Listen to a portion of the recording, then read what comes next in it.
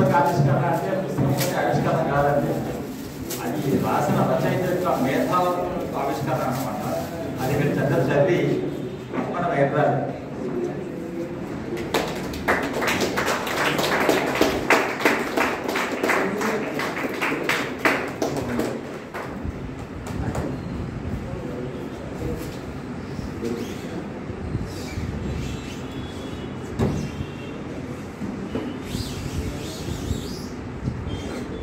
లేదు, చాలా విస్తారంగా మాట్లాడవలసిన విషయాలు ఉన్నాయి.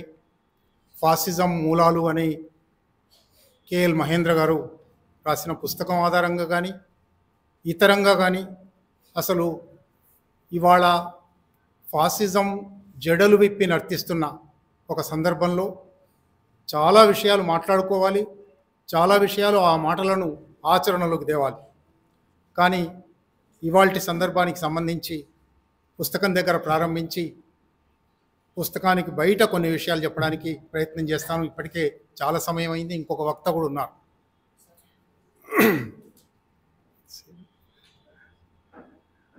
కేఎల్ మహేంద్ర గారి గురించి ఇక్కడ ఎంతమందికి తెలుసునో తెలియదు. కేఎల్ మహేంద్ర గారు హైదరాబాద్ వాసి. హైదరాబాదులో పాఠశాల విద్య, డిగ్రీ చదువుతున్నప్పుడు ఉస్మానియా విశ్వవిద్యాలయంలో 1938లో వందే మాతరం ఉద్యమం అని జరిగింది. మొట్టమొదటి హైదరాబాద్ రాజ్యంలో మొట్టమొదటి రాజ్య వ్యతిరేక పోరాటం అది. రాజ్యం రోజు ఎవరి ప్రార్థన చేయాలి? అల్లా హజరత్ ఉస్మాన్ అలీ ఖాన్ ప్రార్థన మాత్రమే చేయాలి అన్నప్పుడు, కాదు మేము దేశాన్ని ప్రేమిస్తాము, దేశాన్ని వందనం చేస్తాము అని విద్యార్థులు పోరాటం ప్రారంభించారు. ఆ పోరాట ఫలితంగా ఉస్మానియా విశ్వవిద్యాలయం 300 మంది విద్యార్థులను రస్టికేట్ చేసింది, బహిష్కరించింది, రాష్ట్రం నుంచి వెళ్ళగొట్టింది. కేఎల్ మహేంద్ర గారు ఆ ఉద్యమ నాయకులలో ఒకరు. 1938 విద్యార్థి ఉద్యమం. ఇక్కడ ఏఎస్ఎఫ్ వాళ్ళు ఎక్కువ మంది ఉన్నారు కాబట్టి ఇది ప్రారంభిస్తున్నాను. ఆయన అక్కడి నుంచి శాంతినికేతన్ బెంగాల్ వెళ్ళారు, రవీంద్రనాథ్ ఠాగూర్ దగ్గర చదువుకున్నారు. అక్కడే కార్మికోద్యమంలో పనిచేయడం ప్రారంభించారు. అక్కడి నుంచి 46లో మళ్ళీ హైదరాబాద్ వచ్చారు. సరిగ్గా అప్పుడు తెలంగాణ రైతాంగ సాయుధ పోరాటం ప్రారంభమైంది. ఆయన హైదరాబాదులో అప్పటికే ప్రారంభమైన మగ్దు మొహియుద్దీన్ కార్మికోద్యమాన్ని ప్రారంభించున్నారు. కార్మికోద్యమంలో చేరారు. కార్మికోద్యమం కన్నా ఎక్కువగా తెలంగాణ రైతాంగ సాయుధ పోరాటానికి ఆయుధ సరఫరా చేసే పనిలో ఉన్నారు. హైదరాబాదులో ఆయన ఒక రహస్య డెన్ మెయింటైన్ చేసి తెలంగాణ రైతాంగ సాయుధ పోరాటకారులకు ఆశ్రయం ఇచ్చి ఆయుధాలు సేకరించి ఆయుధాలు వాళ్ళకు పంపించే ఒక అద్భుతమైన కృషి సాగించారు. 1946-51 కాలంలో 51లో అరెస్ట్ అయ్యారు. అంతకుముందు 48లో అరెస్ట్ అయ్యారు. 3-4 సంవత్సరాలు జైలు జీవితం అనుభవించారు. ఆ తర్వాత భారత కమ్యూనిస్ట్ పార్టీ నాయకులుగా శాసనసభకు వెళ్ళారు. All India trade union Congress నాయకులుగా ఉన్నారు. ఇంకా చరిత్ర నేను చెప్పనక్కర్లేదు. ఇంత కార్యాచరణలో మగ్నమై ఉండి కూడా ఆయన జీవితం అంతా కూడా 38 నుంచి ఆయన మరణించిన 2010లో మరణించారు. అప్పటిదాకా కూడా ఆయన ఏదో ఒక కార్యాచరణలో ఉన్నారు. కానీ అదే సందర్భంలో విస్తృతంగా రాశారు. ఆయన ఎన్ని విషయాల మీద రాశారో చూస్తే ఆశ్చర్యం వేస్తుంది. తెలంగాణ రైతాంగ సాయుధ పోరాటంలో పాల్గొన్నాడు కాబట్టి దాని గురించి రాశాడు. కార్మికోద్యమంలో పాల్గొన్నాడు కాబట్టి కార్మికోద్యమం గురించి రాశాడు. అవి మాత్రమే కాదు, బహుశా భారతదేశంలో హైదరాబాద్ రాజ్యంలో తెలంగాణలో ఆర్ఎస్ఎస్ గురించి మొట్టమొదలు ఆలోచించిన వాళ్ళలో ఆయన ఒకరు. 1950ల నుంచే ఆయన ఆర్ఎస్ఎస్ ఎంత దుర్మార్గమైన శక్తి, ఆర్ఎస్ఎస్ని ఎట్లా బలపడనివ్వకూడదు, ఆర్ఎస్ఎస్ ఎట్లా ఈ దేశంలో బహుజనులకు, దళితులకు, ముస్లింలకు వ్యతిరేకమైన ఒక రాజకీయ సాంస్కృతిక జాతీయవాదాన్ని తీసుకొస్తుంది, కనుక దాన్ని ఎట్లా ఎదిరించాలి, దాన్ని ఎట్లా ఓడించాలి అని అనేక వ్యాసాలు రాశారు. ఆయన ఇంగ్లీష్లో రాసేవారు. ఆయనకు తెలుగు మాట్లాడే తెలుగు వచ్చేది, కానీ ఆయన రచనలన్నీ కూడా ఇంగ్లీష్లో చేశారు. ఇంగ్లీష్లో ఆయన పుస్తకం 2005లో వచ్చింది. ఆయన మాత్రమే కాదు, ఇక్కడ తలుచుకోవలసింది ఆయన సహచరి ప్రమీలా తాయి కూడా తెలంగాణ రైతాంగ సాయుధ పోరాటంలో పాల్గొన్నారు. ఆమె కూడా దళాలతో పాటు తిరిగారు, ఆయుధ శిక్షణ తీసుకున్నారు. అద్భుతమైన జంట అది. ఆయన పుస్తకం, ఆయన ఇంగ్లీష్ రచనల పుస్తకం, ఆయన తన అనుభవాలు జ్ఞాపకాలు ఒక పుస్తకం రాశారు, అది వచ్చింది. రెమినిసెన్స్ అని, ఈవెంట్స్ అండ్ మూమెంట్స్ అని ఒక వ్యాసం పుస్తకం వచ్చింది. ఆ వ్యాసాల పుస్తకంలో నుంచి ఒక 3 వ్యాసాలు మాత్రం తీసి, నిజానికి ఆ పుస్తకం అంతా కూడా తెలుగు చేయవలసినంత అద్భుతమైనది. అనేక విషయాలు ఉన్నాయి దాంట్లో నేను ఏకీభవించని అంశాలు కూడా ఉండొచ్చు. ఆయన నక్సలైట్ ఉద్యమం మీద కూడా 5-6 వ్యాసాలు రాశారు. ఆయన అభిప్రాయాలతో నాకు ఏకీభావం లేదు, కానీ ఈ నేలకు సేవ చేసిన గొప్ప పోరాట యోధులు ఆయన ఒకరు. ఆయన పుస్తకం ఇవాళ ఆవిష్కరణ జరగడం, ఆ ఆవిష్కరణ సభలో మాట్లాడే అవకాశం నాకు రావడం చాలా చాలా సంతోషం. సరే, ఇక్కడి నుంచి ఫాసిజం మూలాల దగ్గరికి వెళ్దాం. ఆయన పుస్తకం ఎట్లాగో మీరు చదువుతారు, చిన్న పుస్తకం, చదవాలి తప్పకుండా. ఫాసిజం గురించి మాట్లాడే వాళ్ళందరూ సర్వసాధారణంగా ఇటలీ దగ్గర బెనిటో ముస్సోలిని దగ్గర ప్రారంభించి, జర్మనీ దగ్గరికి వచ్చి అడాల్ఫ్ హిట్లర్ గురించి మాట్లాడి, స్పెయిన్ దగ్గరకు వచ్చి ఫ్రాంకో గురించి మాట్లాడి, అదే ఫాసిజం అనే ఒక సాంప్రదాయిక ఆలోచన ధార కొనసాగుతుంది.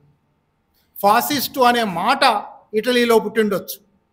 బెనిటో ముస్సోలినియే ఫాసిజం అనే ఒక సిద్ధాంతాన్ని ప్రచారంలోకి తెచ్చి ఉండొచ్చు. కానీ ఫాసిజాన్ని భారత సందర్భంలో, భారత సమాజంలో, భారత సాంస్కృతిక చరిత్రలో ఇంకా విశాలంగా అర్థం చేసుకోవాల్సి ఉన్నది. ఇది కేవలం ఇటాలియన్, జర్మన్, స్పానిష్ ఫాసిజం మాత్రమే కాదు. ఒక్క మాటలో చెప్పాలంటే కాళోజీ ఒక మాట అన్నాడు, ఏకీభవించనోని పీకనొక్కు సిద్ధాంతం ఫాసిజం. అది ఫాసిజం నిర్వచనం. అది ఇటలీలో ఆయన ఎందుకు తెచ్చాడు, లేదా జర్మనీలో ఎట్లా వచ్చింది? ఫాసిజం మీద మీరు చదివే ఓపిక ఉంటే 300-400 గ్రంథాలు వచ్చాయి, అధ్యయనాలు వచ్చాయి. మార్క్సిస్టులే కనీసం 30-40 పుస్తకాలు రాశారు. రజనీపామి దత్ అత్యద్భుతమైన భారత కమ్యూనిస్ట్ ఉద్యమానికి శిక్షణ ఇచ్చిన, సలహాలు ఇచ్చిన గ్రేట్ బ్రిటన్ కమ్యూనిస్ట్ పార్టీ నాయకుడు Rajani Palme Dutt fascism and social revolution అని 1936లో రాశాడు. హిట్లర్ ఇంకా అధికారంలోకి వచ్చిన 3 ఏళ్లకే అనేక మంది మార్క్సిస్టు సిద్ధాంతకర్తలు ఫాసిజం మీద మాట్లాడారు. కానీ ఆ 20వ శతాబ్ది ఫాసిజానికి, 21వ శతాబ్దిలో భారతదేశంలో మనం చూస్తున్న ఫాసిజానికి చెప్పుకోదగిన తేడాలున్నాయి. అది గుర్తించవలసి ఉంది. ఏమిటి ఈ ఫాసిజం? భారతదేశంలో ఫాసిజాన్ని ఎట్లా కేవలం మళ్ళీ పాత చరిత్రలోకి వెళ్ళి ఇటలీ, జర్మనీ, స్పెయిన్ అని మాట్లాడుకోవడమేనా? ఇక్కడ భారతదేశంలో ఏమైనా ప్రత్యేకత ఉందా? భారతదేశంలో మాత్రమే కాదు, అసలు ఫాసిజం నేను అనుకోవడం ఇటలీలో మాత్రమే కాదు, ఎక్కడ అధికారం ఉంటే అక్కడ ఫాసిజం ఉండే అవకాశం ఉంది. ఎక్కడ సంపద ఉంటే అక్కడ ఫాసిజం ఉండే అవకాశం ఉంది. ఎక్కడ వర్గాధికారం ఉంటే అక్కడ ఫాసిజం ఉండే అవకాశం ఉంది. అధికారంలోనే, అధికారాన్ని మితిమీరి వాడడంలోనే, అధికారాన్ని దుర్మార్గంగా వాడడంలోనే ఫాసిజం దాగి ఉన్నది. కనుక ఫాసిజం భారతదేశానికి ఏదో కొత్తది ఎక్కడి నుంచో వచ్చింది కాదు. బిఎస్ మూంజే తప్పనిసరిగా ఇటలీకి వెళ్ళాడు, ముస్సోలినీని కలిశాడు, 6 వారాల పాటు ముస్సోలినీ చేసే పనంతా చూశాడు. చూసి వచ్చి ఇక్కడ ఆర్ఎస్ఎస్ పెట్టాడు. అందువల్ల మూలాలు మనకు కనబడతాయి. కానీ ఆ మూలాలు ఉన్నప్పటికీ ఎట్లా భారతదేశంలో అది విస్తరించింది, విస్తరించడానికి చాలా చాలా కారణాలు ఉన్నాయని నేను అనుకుంటాను. నేను ఆర్ఎస్ఎస్ మీద, ఆర్ఎస్ఎస్ చరిత్ర, నిర్మాణం, పని విధానం అని పుస్తకమే రాశాను. మీలో కొందరైనా చదివి ఉంటారు, లేకపోతే చదవండి. ఆ వివరాలన్నీ దాంట్లో రాశాను, మళ్ళీ దాంట్లోకి పోను. కానీ భారతదేశంలో ఫాసిజానికి మూలం హిందూ బ్రాహ్మణీయ సంస్కృతి.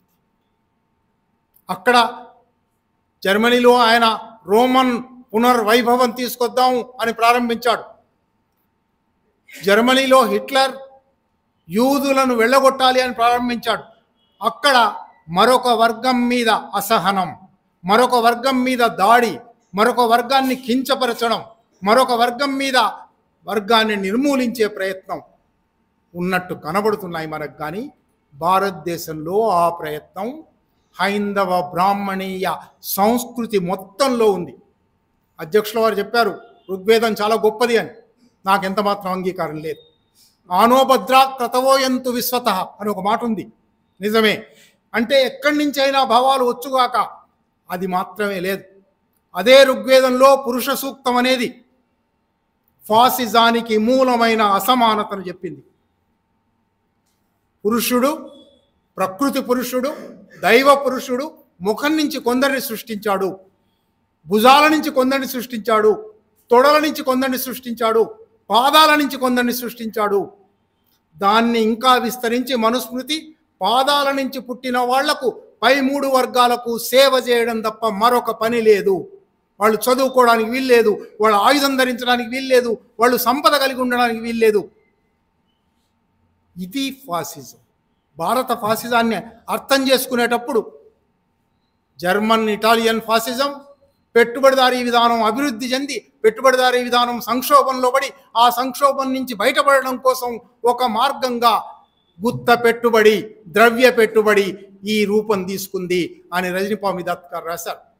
ఇక్కడ పెట్టుబడి లేదు, ఉన్న పెట్టుబడి సంకర పెట్టుబడి, దళారీ పెట్టుబడి. కనుక పెట్టుబడి పెరిగి ఫాసిజం రాలేదు. ఇక్కడ ఫాసిజానికి మూలాలు హైందవంలో ఉన్నాయి. ఇక్కడ ఫాసిజానికి మూలాలు అసమానతలో ఉన్నాయి. అసమానత, హింస హైందవం, బ్రాహ్మణ్యం మొదటి నుంచి చెబుతూ వస్తుంది. ఇది కేవలం ఋగ్వేదం ఎవరన్నా చదివారా? మనుస్మృతి ఎవరన్నా? మనుస్మృతి మీద నేను 7 పార్ట్స్ వీడియో యూట్యూబ్ చేశాను. మనుస్మృతి మీద నేను చేస్తున్నప్పుడల్లా ప్రశ్న వేశారు, ఎవరికి తెలుసు మనుస్మృతి? ఎవరు చదివారు? ఎవరు చదవనక్కర్లేదు. ఒక సోషలైజేషన్లో భాగంగా, సామాజికీకరణలో భాగంగా ఇప్పుడే చైతన్య చెప్తుంది, వాళ్ళ అబ్బాయి 10 సంవత్సరాల 11 సంవత్సరాల కుర్రవాడికి ఎక్కడి నుంచి వస్తున్నాయి ఈ భావాలు? సోషలైజేషన్ ఒకటి ఉంటుంది. నీ పుట్టుకలో, నీ పెంపకంలో, నీ విద్యలో, నీ మిత్రుల్లో, నీ అధ్యయనంలో కొన్ని భావాలు చేరుతూ ఉంటాయి. ఆ భావాలు మనుస్మృతి చేర్చింది. మనుస్మృతి అసమానతను చేర్చింది. అసమానత మాత్రమే కాదు, ఏ హిందూ దేవతను తీసుకోండి, 3 కోట్ల మంది దేవతలు, ఆయుధం లేని దేవుడు లేడు. నిజంగా మిగిలిన మతాలు కూడా ఆ తర్వాత అధికారంతో చేరి, రాజ్యంతో చేరి చెడిపోయాయి. మిగిలిన మతాల గురించి నేను మాట్లాడదలుచుకోలేదు. కానీ హిందూ మతం పుట్టుకతోనే అసమానతతో పుట్టింది. స్వయంగా భగవంతుడే, భగవాన్ ఉవాచ, భగవద్గీతలో ఏం చెప్పాడు? చాతుర్వర్ణం మయా సృష్టం, నేనే సృష్టించాను అసమానతను. ఇంకెక్కడ భగవంతుడు అసమానత చెప్పలేదు. వేరే మతాల భగవంతుడు అసమానత చెప్పలేదు. అందరినీ సమానంగా సృష్టించాను. యూనివర్సల్ బ్రదర్హుడ్ అన్నారు, ప్రేమ అన్నారు, కరుణ అన్నారు. హైందవం ప్రేమ, కరుణ లేవు, అసమానత, సేవ, కొందరు దోపిడి, కొందరి పీడన. ఇది హైందవంలో ఫాసిజానికి మూలం ఉంది. కాబట్టే మూంజే వెళ్ళి అక్కడ నేర్చుకొని వచ్చింది, ఇక్కడ విస్తరించింది. ఇది మహావృక్షమైంది. ఇది మర్రి చెట్టు అయింది. ఈ మర్రి చెట్టు అనేక ఊడలు దిగింది. ఆర్ఎస్ఎస్ 250 సంస్థలు నడుపుతున్న దేశంలో 250 సంస్థలు చాప కింద నీరులాగా ఈ దేశంలో వాళ్ళ భావజాలాన్ని వ్యాపించాయి. ఒక్క వేదమో మనుస్మృతో మాత్రమే కాదు, అందరూ పరమ పవిత్రంగా పూజించే రామాయణం. నేను 4 వాక్యాలు చదివించి వినిపించాలని ఉంది. ఇప్పటి మాటలు కావు ఇవి. 1944లో 80 సంవత్సరాల కింద కొడవటిగంటి కుటుంబరావు గారు రామాయణంలో దాగిన నిజం ఫాసిజం అని రాశారు. ఇవాళ మాట కాదు ఇది. రాముడు అనార్య స్త్రీలను చంపాడు, ముక్కులు చెవులు కోయించాడు, ఇతర జాతుల సహాయం పొంది వాళ్లలో బలవంతులైన వాలిని, రావణుణ్ణి చంపాడు, సుగ్రీవుణ్ణి, విభీషణుణ్ణి భ్రాతృ ద్రోహులుగా తయారు చేశాడు, వాళ్ల రాజకీయాల్లో జోక్యం కలిగించుకొని తన ఏజెంట్లకు పట్టం కట్టాడు, ముక్కు మూసుకొని తపస్సు చేసుకుంటున్న శూద్రుడి గొంతు కోశాడు, దక్షిణవాసులను రావణుడి బారి నుంచి విడిపించానని తానే గొప్పలు చెప్పుకొని పరిహారం కింద రామేశ్వరంలో ఒక ఈశ్వరాలయం తన పేరు మీద కట్టించాడు. ఒకప్పుడు ఆ ఈశ్వరుడి విల్లే విరిచి తన శాండోతనం రుజువు చేసుకున్నప్పటికీ ఈ అపర పూర్వ హిట్లర్ తాలూకు చరిత్రను ఇతరుల ప్రేరణ మీద వాల్మీకి ఒక మహత్తరమైన మైన్ కాంఫ్ గ్రంథంగా రచించాడు. మైన్ కాంఫ్ అంటే హిట్లర్ తాను రాసుకున్న ఆత్మకథ. మైన్ కాంఫ్, నా పోరాటం అని రాసుకున్నాడు. రామాయణం ఒక మైన్ కాంఫ్ అని 44లో కుటుంబరావు గారు అంటున్నారు.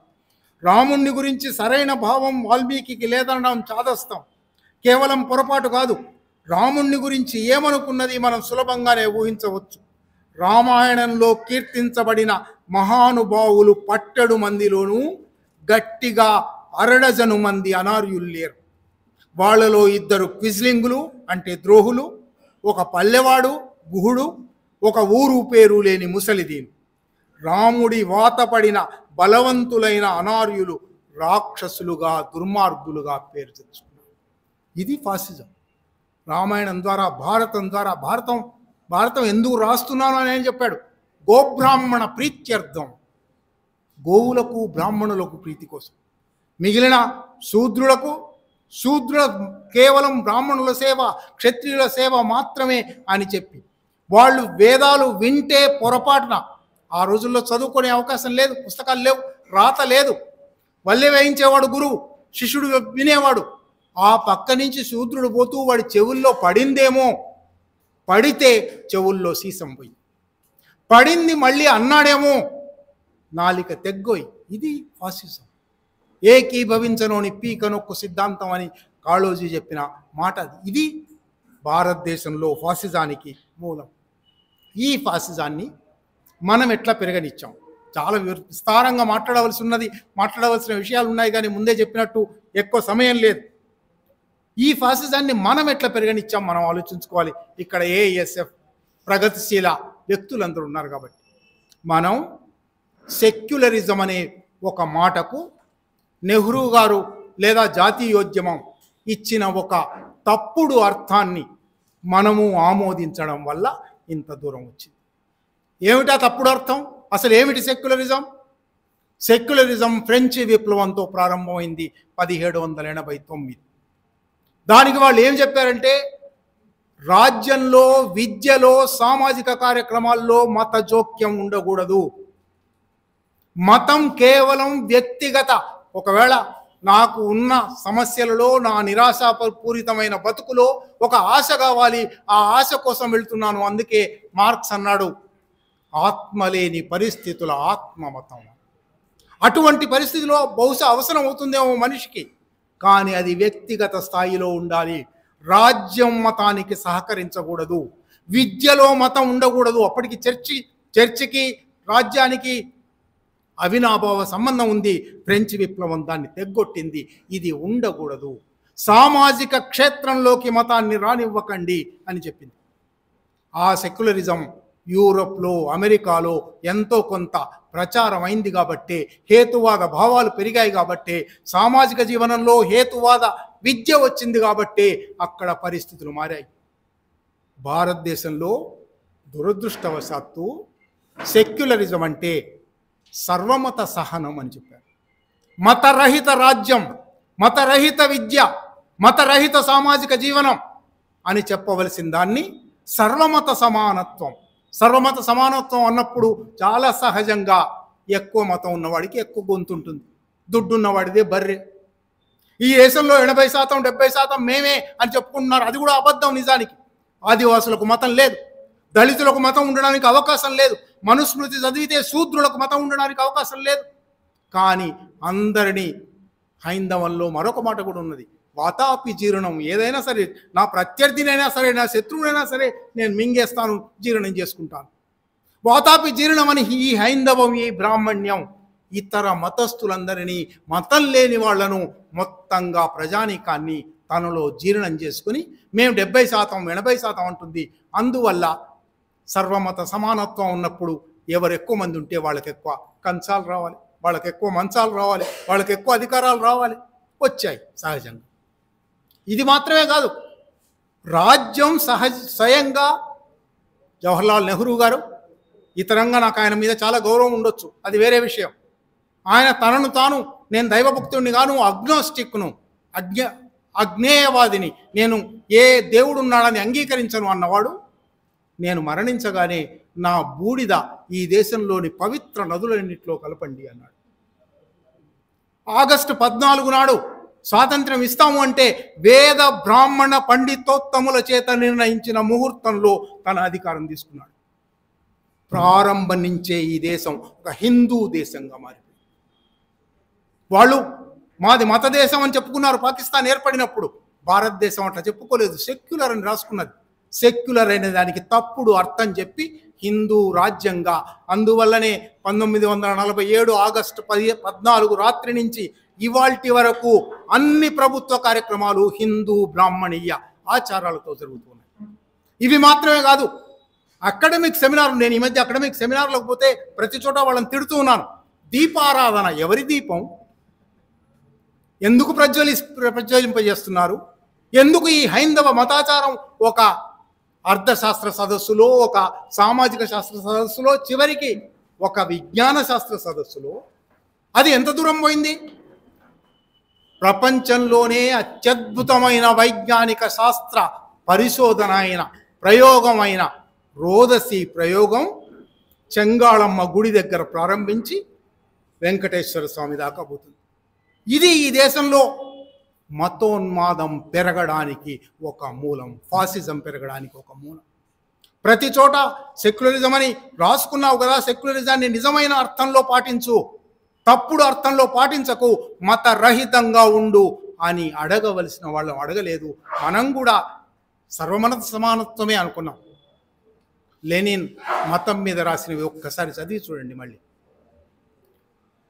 తప్పనిసరిగా రాజ్యానికి మతంతో జోక్యం ఉండకూడదు, కానీ సోషలిస్ట్ పార్టీ, కమ్యూనిస్ట్ పార్టీ మత వ్యతిరేకంగా ఉంటుంది. ఈ రెండింటి మధ్య విభజన ఉంది. సాధారణ ప్రజానీకం వాళ్ళ వ్యక్తిగత హక్కుగా వాళ్లకు ఒక మతం ఉండే హక్కును గౌరవిస్తాము, రాజ్యం అందులో జోక్యం చేసుకోకూడదు. కానీ ఆ పేరుతో కమ్యూనిస్టులను కూడా మతం పాటించాలని లేదు. అగ్రగామి శక్తులం అని మనం చెప్పుకునే వాళ్ళం. మనం కూడా ఈ సెక్యులరిజం మాయలో, సెక్యులరిజానికి తప్పుడు అర్థం మాయలో పడి మనం కూడా మత సహనం దగ్గర నుంచి మతాన్ని పాటించడం, మన నాయకులు స్వయంగా దేవాలయాలకు వెళ్ళడం, మన నాయకుల గృహ కుటుంబ కార్యక్రమాలన్నీ మత తంతులతో, మత తంతు అంటే బ్రాహ్మణీయ తంతులతో జరగడం, ఇది ఈ దేశంలో జరుగుతుంది. కనుక ఇవాళ వచ్చి ఫాసిజం మూలాలు ఏమిటి, వీటిని ఎట్లా పరిష్కరిద్దామంటే తవ్వుకోవలసింది చాలా ఉంది, ఆత్మవిమర్శ చేసుకోవలసింది చాలా ఉంది. ఇందువల్ల ఈ కారణం వల్లనే ఇటువంటి మన నిజమైన ప్రశ్న లేకుండా, హేతువాదులంగా కూడా మిగలకుండా మతాచారాలను పాటించినందువల్లనే చివరికి వాళ్ళ దేశం ఎక్కడికి వచ్చిందంటే, ఒక ముస్లిం స్త్రీ అయినందువల్ల ఆమె మీద అత్యాచారం చేయొచ్చు, ఆమె 2 ఏళ్ల కొడుకును గోడకు బాది తల పగలగొట్టి చంపేయచ్చు, ఆమె కుటుంబంలో 14 మందిని హత్య చేయొచ్చు. ఈ హత్య రుజువై నేరస్తులకు శిక్ష పడితే, యావజ్జీవ శిక్షలు పడితే, అమృతోత్సవం, భారత స్వాతంత్ర్యం సాధించిన అమృతోత్సవం సందర్భంగా వాళ్ళని విడుదల చేయొచ్చు. ముస్లింలు కదా, ఏం పర్వాలేదు ఏం చేసినా. ఇంత దుర్మార్గమైన, ఇది మాత్రమే కాదు, ఇది ఒక అంశం. అంటే ఏకీభవించనోని పీక నొక్కు సిద్ధాంతం ఈ దేశంలో అణువణువున అక్షరాల అమలవుతున్నది, అదే ఫాసిజం. అది మాత్రమే కాదు, కశ్మీరీ పండిత్, ఆమె నిటాషా కౌల్, నిన్న పత్రికల్లో మీరు చదివే ఉంటారు.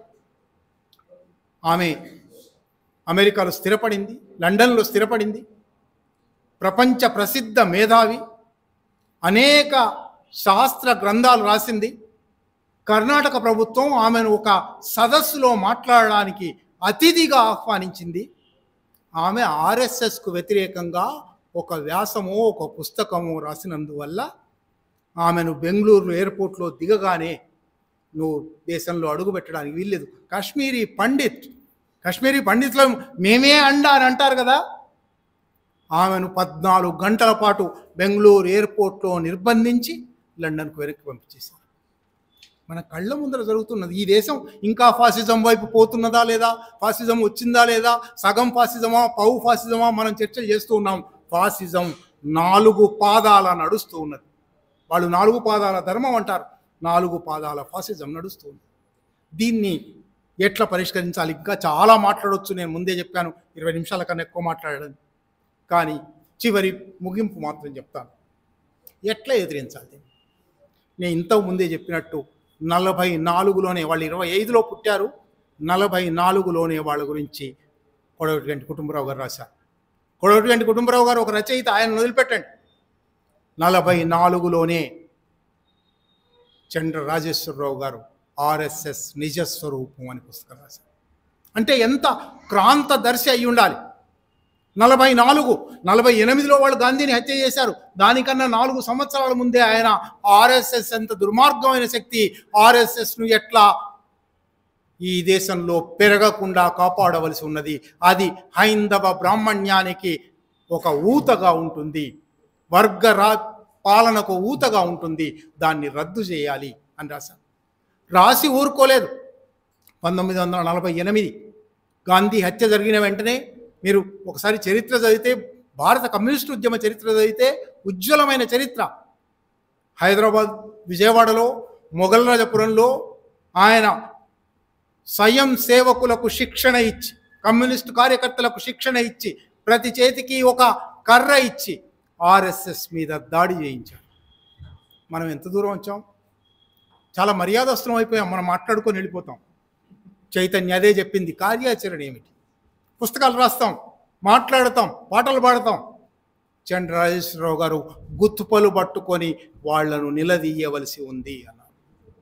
ఇవాళ ఫాసిజం మూలాల గురించి మనం చర్చించుకునేటప్పుడు ఫాసిజాన్ని అడ్డుకోకపోతే, ఫాసిజాన్ని అరికట్టకపోతే, అనేక సార్లు గత 4-5 సంవత్సరాలుగా ఆర్ఎస్ఎస్ మీదనే మాట్లాడుతున్నాను. నేను పుస్తకం రాశాను. 4-5 సంవత్సరాల నుంచి చెప్తున్నాను. 1925లో వాళ్లకు 100 సంవత్సరాలు నిండుతాయి. 100 ఏళ్లు నిండడం అనే తెలుగు జాతీయం నుడికారం ఉంది. ఆ పని చేయగలమా మనం? ఆర్ఎస్ఎస్కు 100 ఏళ్లు నిండే పని అంటే ఆర్ఎస్ఎస్ను అడుగడుగున అడ్డుకునే పని. వాళ్ళ భావజాలాన్ని వ్యతిరేకించడం, వాళ్ళ భావజాలం మీద విమర్శ చేయడం, వాళ్ళ భావజాలాన్ని విస్తరించకుండా అడ్డుకోవడం, వాళ్ళు తమ పని సాగించకుండా అడ్డుకోవడం. ఎందువల్లనంటే అది హింసా భావజాలం, అది అసమానతా భావజాలం, అది ఈ దేశంలోని 95% ప్రజల మీద బొటనవేలితో పెత్తనం చేసే, పీడన చేసే, దోపిడీ చేసే భావజాలం. అది ఫాసిజం మూలం. ఆ ఫాసిజం మూలాల నుంచి ఉత్తరించగలమా? రద్దు చేయగలమా? చైతన్య అన్నట్టు ఇదేదో 2024 ఎన్నికల్లో ఏం జరుగుతుంది అనే సమస్య కాదు. 2024 ఎన్నికల్లో మళ్ళీ మోడీ వస్తే రావచ్చు రామాలయం వల్ల, లేదా రాకపోతే రాకపోవచ్చు. కానీ ఈ దేశపు అన్ని రంగాలలోకి, అన్ని తలాలలోకి, అన్ని స్థాయిలలోకి విస్తరించిన సంఘ్ పరివార్ భావజాలం అసలు ప్రమాదం ఈ దేశానికి. ఆ భావజాలాన్ని ఎట్లా రద్దు చేస్తాము? ఫాసిజం మూలాలు ఎక్కడెక్కడున్నాయో ఎట్లా వెతికి ఎట్లా ఏరివేస్తాము? కలుపు ఏరివేయడం మనకు తెలుసు, క్రిములను సంహరించడం మనకు తెలుసు. సంఘ్ పరివార్ భావజాలం, ఫాసిజం ఒక క్రిమి, ఒక కలుపు, ఒక బదనిక. దాన్ని ఎట్లా తొలగిస్తాము అనేదే మన ఈ దేశంలోని ప్రగతిశీల శక్తులందరి ముందర ఉన్న ఒక పెద్ద సవాల్. ఆ సవాల్ను స్వీకరించి చాలా పనులున్నాయి చేయడానికి. అతి చిన్న పని ఆర్ఎస్ఎస్కు వ్యతిరేకంగా మీ పక్కన ఉన్న వాళ్ళతో మాట్లాడడం, ఆర్ఎస్ఎస్ అంటే ఏమిటో చెప్పడం, అక్కడి నుంచి ఆర్ఎస్ఎస్ పాలనను రద్దు చేసేదాకా, ఆర్ఎస్ఎస్ భావజాల ప్రచారాన్ని రద్దు చేసేదాకా విస్తారమైన పోరాటం ఇది. మీరు మీ మీ శక్తి మేరకు పనిచేయచ్చు, మీ అభిరుచి మేరకు పనిచేయచ్చు, మీకు ఏ పని సాధ్యం అనిపిస్తే ఆ పని చేయొచ్చు. వందలాది పనులున్నాయి. ఫాసిజం మూలాలను కనిపెట్టడం, ఫాసిజాన్ని రద్దు చేయడం ఇవాళ మన మీదనే ఈ బాధ్యత ఎందుకున్నదంటే 1945లో ఒక సోవియట్ యూనియన్ ఉండింది, ఒక ఎర్రసేన ఉండింది. ఆ ఎర్రసేన ఫాసిజాన్ని రద్దు చేసింది, నిర్మూలించింది. ఫాసిస్టు నాయకులు బెనిటో ముస్సోలినీని ఇటలీలో మిలాన్ నగర వీధుల్లోకి లాగి ముక్కలు ముక్కలుగా నరికారు. హిట్లర్ను ఎర్రసేన వెంటాడితే వాడు పారిపోయి నేలమాళిగలోకి పారిపోయి అక్కడ తనను తాను కాల్చుకొని ఆత్మహత్య చేసుకున్నాడు. ఫాసిజం అట్లా 20వ శతాబ్ది ఫాసిజం అట్లా అంతమైంది. 21వ శతాబ్ది ఫాసిజం అట్లా అంతం చేయడానికి ఎర్రసేన లేదు. ఒక సోవియట్ యూనియన్ లేదు. మన భావజాలం బలహీనంగా ఉందని మనమే చెప్పుకుంటూ ఉన్నాం. కనుక మన పని మరింత పెరుగుతూ ఉన్నది. మన ఒక్కరం 10 మందిగా పని చేయవలసిన ఒక సమయంలో మనం ఉన్నాం. ఈ 4 మాటలు ఓపికగా విన్నందుకు మీకు కృతజ్ఞత.